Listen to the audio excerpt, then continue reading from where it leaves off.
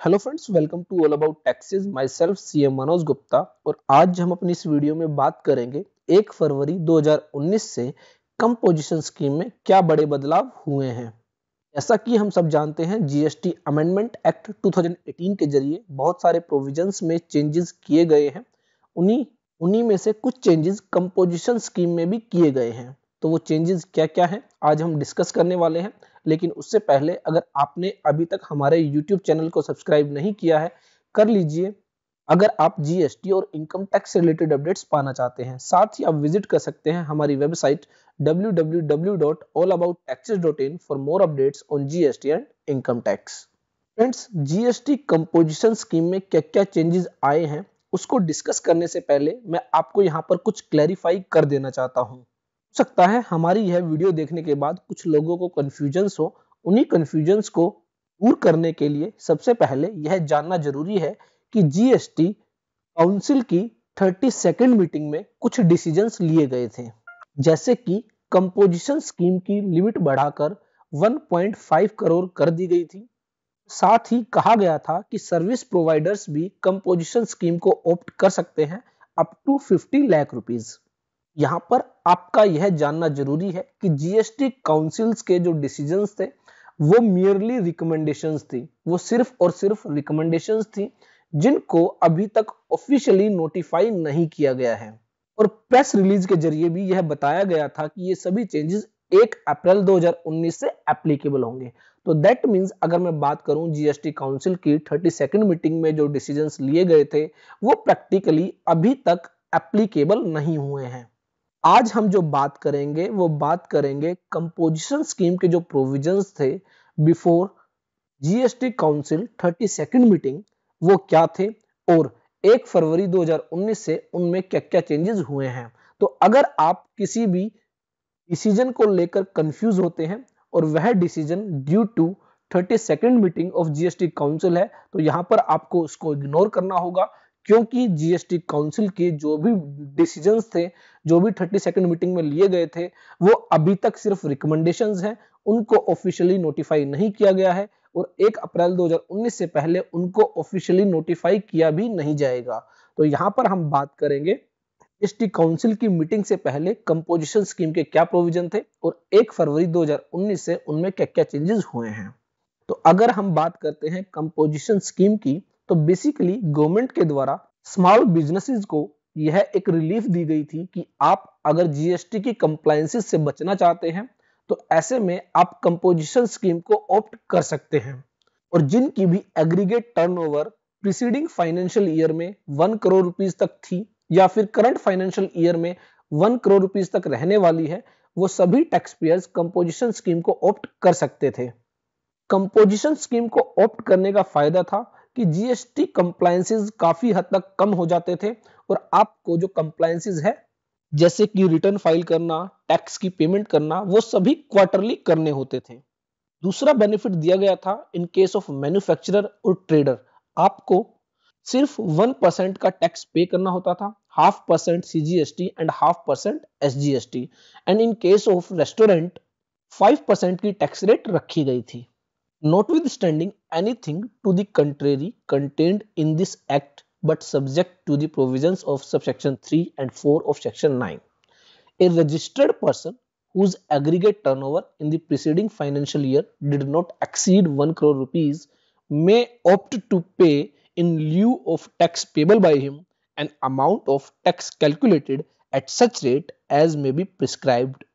यहाँ पर कहा गया कि अगर आप एक रजिस्टर्ड पर्सन है और आपकी aggregate turnover preceding financial year में 1 करोड़ रुपीस से कम थी, तो ऐसे में आप कंपोजिशन स्कीम को ऑप्ट कर सकते हैं और आपको एक प्रिस्क्राइब्ड रेट ऑफ टैक्स पे करना होगा, जो कि है 0.5% of the turnover in the state और turnover in union territory in case of a manufacturer. तो मैन्युफैक्चरर के केस में 0.5% सीजीएसटी पे करना होगा और 0.5% एसजीएसटी पे करना होगा। 2.5% of the turnover in state or turnover in union territory in case of person engaged in making supplies referred to in clause B of paragraph 6 of schedule 2। तो बेसिकली यहां पर कहा गया कि इन केस ऑफ रेस्टोरेंट्स आपको 2.5% CGST पे करना होगा एंड 2.5% एसजीएसटी पे करना होगा। in case of trader, 0.5% of the turnover of taxable supplies of goods in state or turnover of taxable supplies of goods in union territory in case of other suppliers. तो trader के case में भी 0.5% GST पे करना होगा और 0.5% SGST पे करना होगा। यहाँ पर आप देखेंगे कि जो कंपोजिशन स्कीम की लिमिट दी गई है वह 1 करोड़ रुपीस दी गई है। फिलहाल उसमें कोई भी बदलाव नहीं किया गया है। जीएसटी काउंसिल के द्वारा जो डिसाइड किया गया था वह अभी ऑफिशियली नोटिफाई नहीं हुआ है। तो अभी भी कंपोजिशन स्कीम की जो लिमिट है वह 1 करोड़ रुपीस है। आपको देखना होगा प्रीसीडिंग फाइनेंशियल ईयर में अगर 1 करोड़ रुपीस की आपकी टर्नओवर रही है और उससे कम रही है तो आप कंपोजिशन स्कीम ले सकते हैं, अदरवाइज आप कंपोजिशन स्कीम ऑप्ट नहीं कर सकते हैं। इसके बाद बात करते हैं कि चेंजेस क्या हुए हैं। यहाँ पर एक चेंज किया गया है, in lieu of tax payable by him an amount of tax calculated at such rate को यहाँ पर डिलीट किया गया है और उसकी जगह इंसर्ट किया गया है in lieu of the tax payable by him under subsection 1 of section 9। इस चेंज की वजह से यहाँ पर क्या इफेक्ट होने वाला है, बात करें जो पहले दिया गया था in lieu of tax payable by him an amount of tax calculated at such rate, basically वहां पर जो इंटरप्रिटेशन आ रही थी कि कंपोजिशन डीलर के द्वारा कोई भी टैक्स पेबल अगर बनता है उसको वह टैक्स पे नहीं करना है, उसकी बजाय उसको जो प्रिस्क्राइब्ड रेट्स दी गई है उनके अकॉर्डिंग टैक्स पे करना है। तो यहाँ पर जो बेसिकली दिक्कत आ रही थी कि जो नॉर्मल टैक्स था वह तो यहाँ पर कवर हो ही रहा था, साथ ही कंपोजिशन स्कीम में जो रजिस्टर्ड पर्सन है उसको अगर अंडर रिवर्स चार्ज कोई टैक्स पे करना होता था उसको भी यहाँ पर कवर किया जा रहा था। और गवर्नमेंट की यह इंटेंशन नहीं थी, गवर्नमेंट चाहती थी कि जो 1% या फिर 5% का जो टैक्स पे किया जाए वह नॉर्मल टैक्स की जगह पे किया जाए। रिवर्स चार्ज का टैक्स गवर्नमेंट अलग से चाहती थी, लेकिन यहाँ पर दोनों ही टैक्सेस को रिप्लेस करके 1% या 5% का टैक्स पे किया जा रहा था। तो इसको हटाने के लिए यहाँ पर गवर्नमेंट ने इंसर्ट किया in lieu of the tax payable by him under subsection 1 of section 9। तो that means section 9 subsection 1 के तहत जो टैक्स है वो आपको नहीं पे करना है, उसकी जगह आपको 1% in case of manufacturer and trader and 5% in case of restaurant आपको पे करना है। लेकिन अगर सेक्शन 9 सबसेक्शन 3 के तहत रिवर्स चार्ज में कोई टैक्स है या फिर सेक्शन 9 सबसेक्शन 4 के तहत रिवर्स चार्ज में कोई टैक्स है वह आपको अलग से पे करना होगा, उसके लिए आपको कोई भी एग्जेम्पशन नहीं दी गई है। आई होप इस छोटे से चेंजेस की वजह से क्या मेजर चेंज होने वाला है यह आपको समझ में आया होगा। पहले बेसिकली जो कवर कर दिए गए थे वो सभी टैक्सेस कवर कर दिए गए थे। दैट मींस आपको ना तो सेक्शन 9 सबसेक्शन 1 का टैक्स पे करना है, ना ही सेक्शन 9 सबसेक्शन 3 का टैक्स पे करना है, ना ही सेक्शन 9 सबसेक्शन 4 का टैक्स पे करना है। आपको सिर्फ पे करना है 1% इन case of manufacturer and trader and 5% in case of restaurant. लेकिन गवर्नमेंट की कोई भी इंटेंशन नहीं थी, वह रिवर्स चार्ज वाला टैक्स अलग से लेना चाहती थी, तो यहां पर उस टैक्स को लेने के लिए यह अमेंडमेंट की गई है। अब आपको सिर्फ सेक्शन 9 सबसेक्शन 1 के तहत जो टैक्स है वह पे नहीं करना है, उसकी जगह आपको 1% इन case of trader and manufacturer and 5% in case of restaurant tax पे करना है। अगर सेक्शन 9 सबसेक्शन 3 सेक्शन 9 सबसेक्शन 4 के तहत रिवर्स चार्ज में आपकी कोई टैक्स लायबिलिटी है वह आपको अलग से पे करनी होगी। इसके बाद सेक्शन 10 के अंडर एक प्रोविजो दिया गया था जिसमें कहा गया था provided that the government may by notification increase the said limit of 50 lakh rupees to such higher amount not exceeding 1 crore rupees as may be recommended by the council. तो यहां पर कहा गया था कि अगर काउंसिल रिकमेंड करती है by notification government composition scheme की लिमिट बढ़ाकर 1 करोड़ रुपए तक कर सकती है। तो फ्रेंड्स यहां पर ऑलरेडी 1 करोड़ रुपए तक की लिमिट कर दी गई थी। अब समस्या यह थी कि गवर्नमेंट इस लिमिट को बढ़ाकर 1.5 करोड़ करना चाहती थी, लेकिन इस प्रोविजो की वजह से वह ऐसा नहीं कर सकती थी। तो यहां पर इसको चेंज किया गया और 1 करोड़ रुपीस की जगह पर 1 करोड़ 50 लाख रुपीस लिखा गया, इंसर्ट किया गया। तो अब गवर्नमेंट कंपोजिशन स्कीम की लिमिट बढ़ाकर 1.5 करोड़ तक कर सकती है। जैसा कि हमने देखा था जीएसटी काउंसिल में भी यही डिसाइड किया गया था कि लिमिट को बढ़ाकर 1.5 करोड़ कर दिया जाए, लेकिन ऐसा तब तक पॉसिबल नहीं था जब तक इस प्रोविजो के तहत वह लिमिट बढ़ाकर 1.5 करोड़ ना की जाए। तो यहां पर प्रोविजो की लिमिट बढ़ाकर 1.5 करोड़ कर दी गई है। तो अब जैसा कि जीएसटी काउंसिल ने डिसाइड किया है कि जीएसटी कंपोजिशन स्कीम की लिमिट बढ़ाकर 1.5 करोड़ की जाएगी, तो अब उम्मीद है 1 अप्रैल 2019 से यह लिमिट बढ़ाकर 1.5 करोड़ कर दी जाएगी।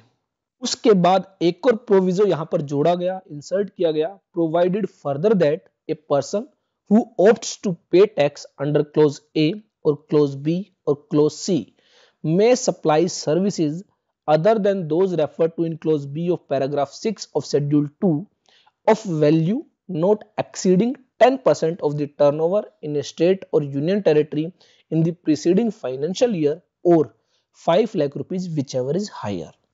बेसिकली फ्रेंड्स, इसको समझने से पहले मैं आपको बताता हूं कि अभी तक इट मींस 1 फरवरी 2019 से पहले अगर कोई भी व्यक्ति कंपोजिशन स्कीम को ऑप्ट करना चाहता था तो वह सिर्फ एक ट्रेडर या फिर एक मैन्युफैक्चरर और इन case of service provider only and only restaurants के केस में ही कंपोजिशन स्कीम अलाउड थी। अगर और कोई सर्विस प्रोवाइडर कंपोजिशन स्कीम को ऑप्ट करना चाहता था तो वह ऐसा नहीं कर सकता था, और फिलहाल भी और कोई सर्विस प्रोवाइडर अगर कंपोजिशन स्कीम ऑप्ट करना चाहता है तो वह अभी ऐसा नहीं कर सकता है।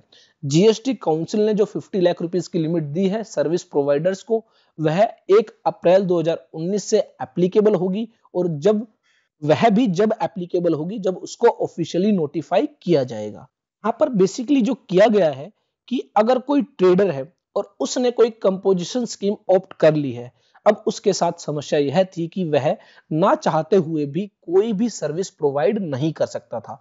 मान लीजिए मैं एक स्मॉल बिजनेसमैन हूं और मैं जो कार के जो स्पेयर पार्ट्स होते हैं उनकी ट्रेडिंग करता हूं, और मैंने कंपोजिशन स्कीम ऑप्ट कर ली है जिसकी वजह से मुझे सिर्फ 1% का टैक्स पे करना होता है, 0.5% सीजीएसटी एंड 0.5% एसजीएसटी। अब चाहता हूं कि कार के स्पेयर पार्ट्स की सेल परचेज के साथ साथ मैं कार्स की रिपेयरिंग भी शुरू कर दूं, बट इसके लिए मुझे कंपोजिशन स्कीम अलाउ नहीं करती है, क्योंकि रिपेयरिंग ऑफ कार है वह सर्विसेज की डेफिनेशन में फॉल होती है, और सर्विसेज के केस में सिर्फ और सिर्फ रेस्टोरेंट्स को ही कंपोजिशन स्कीम दी गई है। उसके अलावा अन्य किसी सर्विसेज के लिए आप कंपोजिशन स्कीम ऑप्ट नहीं कर सकते हैं। तो ऐसे में 1 फरवरी 2019 से पहले मैं रिपेयरिंग ऑफ कार नहीं कर सकता था, और अगर मैं कार्स की रिपेयरिंग करता तो ऐसे में मुझे कंपोजिशन स्कीम को छोड़ना पड़ता, कंपोजिशन स्कीम से एग्जिट लेना पड़ता। यहां पर उन लोगों को बेसिकली बेनिफिट दिया गया है जो ट्रेडिंग या मैन्युफैक्चरिंग करते हुए भी थोड़ी बहुत सर्विस प्रोवाइड करना चाहते हैं, तो वो ऐसा कर सकते हैं। Provided further that a person who opts to pay tax under clause A और क्लोज बी और clause C may supply services of value not exceeding 10% of turnover in a state or union territory in the preceding financial year और 5 lakh rupees whichever is higher। अब बात आती है कितनी supply, कितनी services मैं प्रोवाइड कर सकता हूं। इसके लिए बेसिकली आपको अपने लास्ट फाइनेंशियल ईयर की जो भी टर्नओवर है उसको देखना होगा, उस टर्नओवर का 10% और 5 lakh rupees whichever is higher, दोनों में से जो भी हायर होगा उतनी अमाउंट की आप सर्विसेज प्रोवाइड कर सकते हैं। फॉर एग्जाम्पल यहाँ पर मिस्टर एक्स हैं जो ट्रेडिंग करते हैं कार स्पेयर पार्ट्स की, और साथ ही वो कार्स की रिपेयर्स भी करना चाहते हैं। तो अब बात आती है वो कितनी अमाउंट तक कार की रिपेयर कर सकते हैं। तो यहाँ पर उनकी टर्नओवर दी गई है in last preceding financial year जो कि 80 लाख रुपीज है, और यहाँ पर जो सर्विसेज उनको अलाउ होगी वो होगी रुपीज 5 लाख और 10% of preceding financial year turnover, जो कि है 80 लाख इंटू 10% 8 लाख रुपीज। तो यहां पर इन दोनों में से जो भी हायर अमाउंट है वो है 8 लाख रुपीज। तो 8 लाख रुपीज तक की सर्विसेज अब मिस्टर एक्स प्रोवाइड कर सकते हैं। फ्रेंड्स, आपको ध्यान रखना है अभी कोई भी लिमिट नहीं दी गई है 50 लाख रुपीस की फॉर सर्विस प्रोवाइडर। वो अभी सिर्फ जीएसटी काउंसिल की रिकमेंडेशन है जो 1 अप्रैल 2019 से एप्लीकेबल होगी, वो भी ऑफिशियली नोटिफिकेशन आने के बाद। तो फिलहाल के लिए अगर कोई भी ट्रेडर, कोई भी मैन्युफैक्चरर सर्विसेज प्रोवाइड करना चाहता है तो वो कर सकता है, लेकिन के लिए लिमिट दी गई है 10% of preceding financial year turnover and rupees 5 lakh whichever is higher amount तक ही आप सर्विसेज प्रोवाइड कर सकते हैं। के बाद सबसेक्शन 2 में कुछ चेंजेस किए गए हैं। The registered person shall be eligible to opt under subsection 1। तो यहाँ पर कहा गया है कि सबसेक्शन 1 के तहत वही व्यक्ति कंपोजिशन स्कीम को ऑप्ट कर सकते हैं जो अभी तक यहाँ पर जो वर्ड्स थे वो थे he is not engaged in the supply of services other than supplies referred to in clause B of paragraph 6 of schedule 2। तो यहाँ पर अभी तक कहा गया था कि अगर शेड्यूल 2 के पैराग्राफ 6 में जो क्लॉज बी है उसके तहत जो सर्विस दी गई है, अगर आप वो सर्विस प्रोवाइड कर रहे हो तो आप कंपोजिशन स्कीम ऑप्ट कर सकते हो। उसके अलावा अगर और कोई सर्विस प्रोवाइड करते हो तो आप कंपोजिशन स्कीम को ऑप्ट नहीं कर सकते हो। और वहां पर बेसिकली रेस्टोरेंट की ही सर्विस को कवर किया गया है। लेकिन अब जैसा कि यहाँ पर ट्रेडर और मैन्युफैक्चरर को अलाउ कर दिया गया है सर्विस प्रोवाइड करने के लिए up to 10% of preceding financial year turnover and ₹5 lakh whichever is higher. तो यहां पर चेंज किया गया है कि अगर आप उस लिमिट तक सर्विस प्रोवाइड कर रहे हो तो आप कंपोजिशन स्कीम ऑप्ट कर सकते हो, अदरवाइज आप कंपोजिशन स्कीम ऑप्ट नहीं कर सकते हो। तो यहां पर जो डिलीट करने के बाद लिखा गया save as provided in subsection 1, तो यहां पर कहा गया कि सबसेक्शन 1 के तहत अगर आप कुछ दे रहे हो तो वो आपको अलाउड है, otherwise he is not engaged in the supply of services।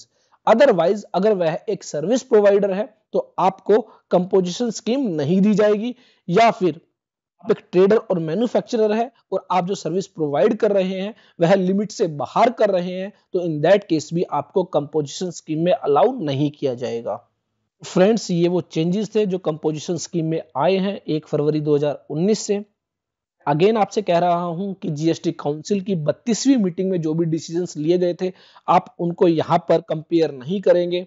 Decisions 1 अप्रैल 2019 से पहले एप्लीकेबल नहीं होने वाले हैं। यहां पर आप सिर्फ इतना ध्यान दीजिए कि जीएसटी काउंसिल की मीटिंग से पहले कंपोजिशन स्कीम के क्या प्रोविजंस थे और 1 फरवरी 2019 से उनमें क्या चेंजेस किए गए हैं।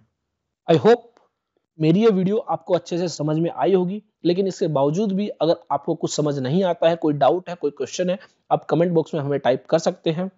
देखते रहिए, लाइक करते रहिए, शेयर करते रहिए हमारे YouTube channel all about taxes को।